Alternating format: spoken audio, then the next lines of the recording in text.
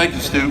And on behalf of AEG, welcome to Staples Center, and today, all of you out in Shacktown, welcome. For the unveiling of our 8th statue here at Star Plaza. I think there's not another arena in this country that can boast 8 statues in front of it, and I'm almost certain there's not an arena in the country that has one that's actually hanging from its side.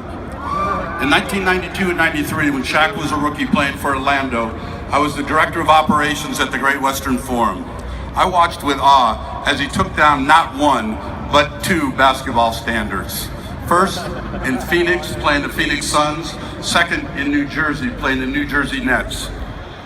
The average weight of those backboards and stanchions back then was about 2,000 pounds.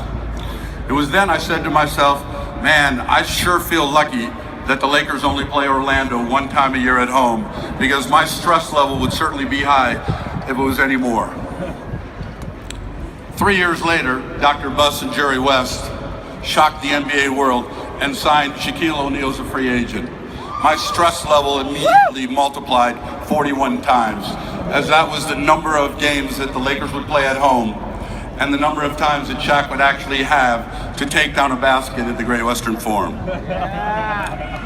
Now, if he had taken down one of those baskets back then, we would have had to move hundreds of people out of their seats, flip numerous seat sections, forklift in the basket, and repeat that to bring everybody back in again, all the while the players were standing idly by. I think today, we could convert Staples Center from hockey to basketball in the same day quicker than we would have been able to do that exercise.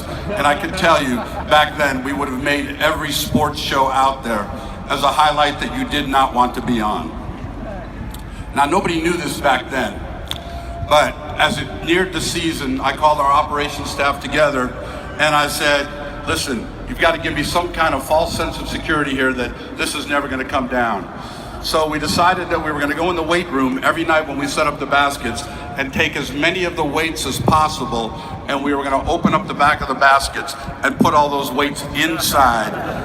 Hopefully, it would have protected us a little bit more from those monstrous dunks, and at least give me a little more comfort at sleeping at night before a Laker game. Fortunately, the 8 years that Shaq played in LA, 3 at the Forum and 5 at Staples Center, not one basket came down, even though I held my breath every time he dunked that ball, because it was a sight to see. 14 years later, instead of having to worry about a basket coming down from a Shaquille O'Neal monstrous dunk, I now have to worry about this statue taking down the entire Staples Center. And I'm still not sure how we're supposed to clean it once it's unveiled. Shaq, you've touched thousands of lives during your career as a Laker, including all the men and women who worked at both venues. It didn't matter if you were a full-time or part-time employee, if you worked in operations or maintenance, guest services or food and beverage, housekeeping, ticket taking, it didn't make a difference.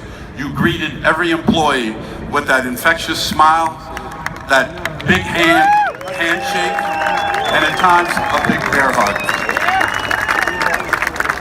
And for that, all of us who are connected with these venues, thank you. From all of us, Shaq, congratulations on this tremendous honor.